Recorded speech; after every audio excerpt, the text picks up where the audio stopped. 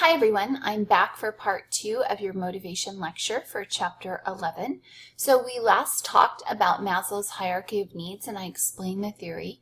I also want to talk to you about some of the critics or criticisms of his theory. First of all, he kind of talks about this in terms of a linear progression. We have to have this neat mit. This is a precursor, prerequisite for us to advance to the next level of motivation. But I do want you to take note that there are times when we might skip a step. For instance, after 9/11, maybe we didn't feel safe, but we were seeking out belonging and connection to others. So strangers were hugging each other on the streets, or you had a need to be with other people and connected to other people in spite of the fact that your safety needs were not met. And so Maslow also talked about not everybody achieving self-actualization. And also some other thing that I want you to think about from my perspective, it's an ongoing process. So once you've really kind of reached a point of self-fulfillment, there's new things to be achieved. And so then you end up wanting to strive and progress even further in other areas. So I feel like this is a constant state of personal growth for those that are truly self-actualized. Okay, so now let's go into some specific areas or behaviors where motivation is critical, including eating. So we have a couple of factors that influence eating. Well, multiple. It's actually a very complex dynamic. And first of all, as far as when are we motivated to eat or stop eating? There are, in fact, receptors in our stomach. They're pressure receptors that generate a sense of hunger or satisfaction, satiety. We have chemicals that are released into the brain through the digestion process. And those chemicals might also give signs that we're full or we're satisfied. There are, in fact, neurotransmitters that have been shown to be related to our eating and our hunger, including serotonin. And, we produce enzymes in order to break down foods, and that also might be sending chemical signals to the brain. And then there's this process of thermogenesis where when our food is broken down, it literally creates genesis thermoheat. And that heat generation sends messages to our brain as well that might also indicate that we are fulfilled.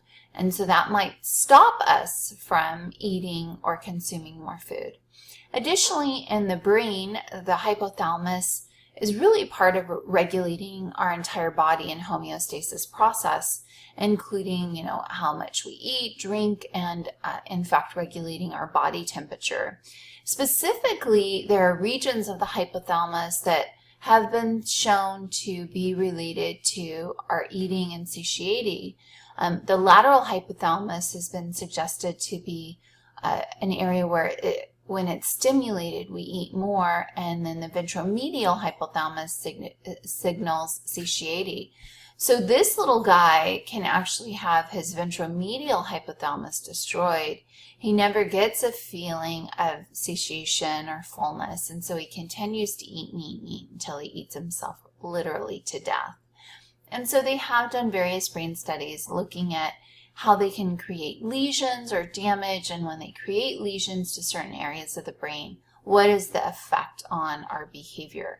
And certainly eating has been shown to have some, the hypothalamus plays some role. It's really important to understand that biopsychology and neuroscience is an ongoing field. It's fairly new. We're discovering new things all the time.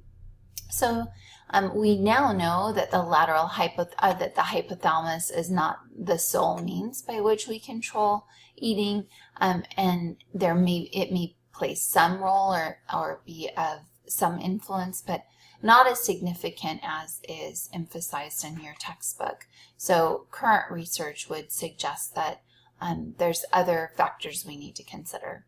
Some of those factors might be psychosocial motivations for eating. We can even, no matter what our biochemistry is saying, we can see food, just the visual cues. It's like me, I can have a wonderful meal at a restaurant. I'm full, I'm satisfied. In fact, I may have even overeaten a little bit, or overeaten a little bit. And then they show me a dessert, and then I'm like, oh, I gotta have that. Or someone else is ordering a dessert. Oh, I gotta have that. So those visual cues, that's why they put pictures on menus, because they serve as visual cues to trigger a desire and motivation for that particular item. Additionally, we're conditioned based on our environment and our culture when we eat. When that clock hits noon, we are conditioned to eat at noon in American society because that's lunchtime. What we eat is influenced by our conditioning. I'll never forget the first time I met my Hawaiian family and they had sushi and poi and gross. I grew up as a mainland American who ate hamburgers and hot dogs, and so sushi was not in my repertoire, and I was not conditioned to eat sushi. In some cultures, they don't eat beef. They're considered, holy. And other cultures, they eat dog on a regular basis. So what we eat is definitely influenced by our culture. Where we eat, we can eat in our cars here in America because we're a convenient society, a drive-through society. We can eat around televisions because we're a highly sedentary society. And why we're eating, it's perfectly normal for us to talk about when we're emotionally sad. We go and we eat that gallon of ice cream, particularly among women, or we eat our chocolate every, once a month. So all of those things can be conditioned based on how we're trained, and we may not find the same patterns in other cultures. So with regard to obesity, I just want you to be mindful. Obesity is one of the #1 target areas of bullying, particularly among grade school children. And we have to be careful because there's a lot of stereotypes and judgments that go into assessing someone's competence based on what they look like. And we judge people who are obese as less intelligent, less motivated, lazy, and overall less capable and competent, and we have to be careful about that. Obesity is a very complex issue. I have a sister who's almost 300 pounds and she eats less than I do.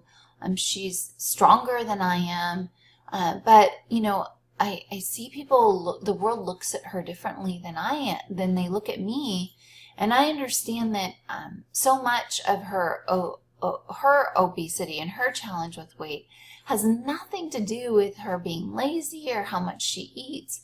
Some of it is very much genetic, and there are over 2,000 genes that may play some role in our weight and our risk of obesity. Thermogenesis can relate, metabolism, how well food is broken down in one person and metabolized in another might be totally different. It's not all about behavior. We can't make assumptions that because somebody's heavy, that they behave in a way that makes them heavy. That's not always the case. So a great portion of America, and I think these estimates are a little low right now, are above the ideal weight. It's multiple factors that work together.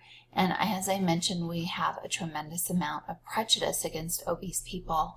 Genetically, we know that twin studies show that when one twin is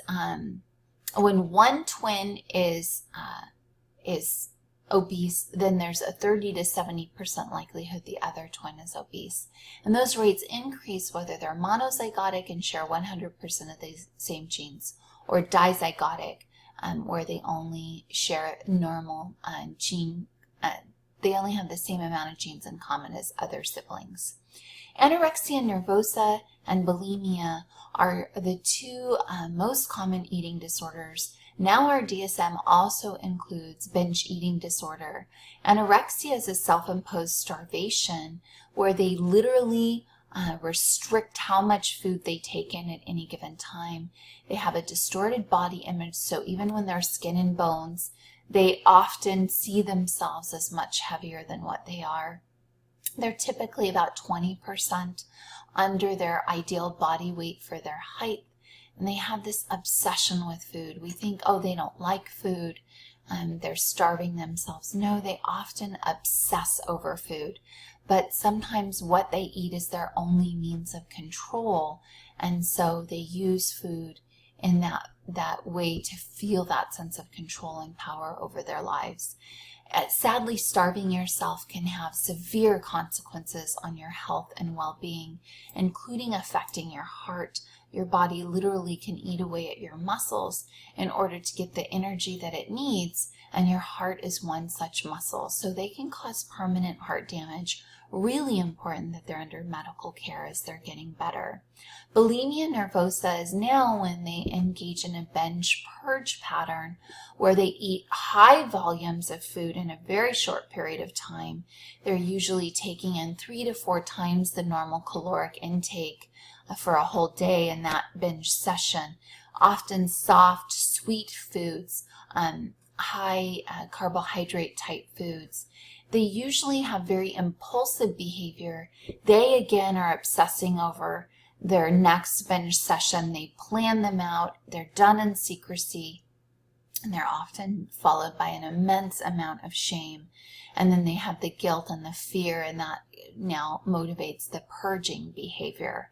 And so sadly, they're impulsive in other areas as well. They can be sexually promiscuous.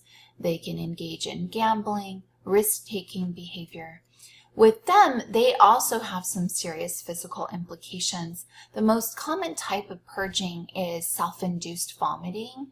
And so these individuals often have damage to their teeth. So dentists are often the first people to notice the signs. Additionally, those acids are not meant to be in your esophagus and your throat.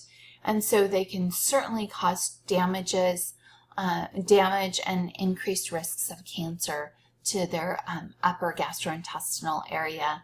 And then they can also have heart challenges because their heart might develop arrhythmias as a result of the imbalanced electrolytes in their system. And then we need to also kind of think about what causes this, what contributes to this. Certainly we've known that the hypothalamus plays that role, and so it might, let me just get that off the screen, it might play a role. Neurotransmitters, they do have lower levels of serotonin, so that might play a role. There are genetic factors involved. We see higher rates of eating disorders when they have families who also suffer from these eating disorders. Hormones might play a role as well. We definitely see that women are more susceptible to eating disorders. 90% of those individuals with anorexia and bulimia are female. That might also be due to cultural reasons because there's a tremendous amount of pressure placed upon women in America that we're supposed to look like the supermodel. Our standard of beauty is often 20% below the average for their height, and then on top of that they're airbrushed to look even thinner and more perfect, where even a supermodel isn't as beautiful and not achieving those standards. So European Americans have been shown to have more vulnerability to eating disorders. We do see higher rates, but we are seeing increasing rates in the Hispanic and Black cultures, particularly as they prize more European perspectives of beauty. I actually like the appreciation for diverse body images in the African American community and in the Latino community, because like Beyonce, Alicia Keys, they're bigger women, as you guys might say thicker women, and yet they're still considered gorgeous and sexy and desirable. And so a lot of the minority, particularly people of color, have a greater appreciation for more diverse body images, and they're not as vulnerable to these concepts of norms. So social pressures have a huge impact on eating disorders, and when you introduce westernized media into other cultures, we see the rates of eating disorders increase.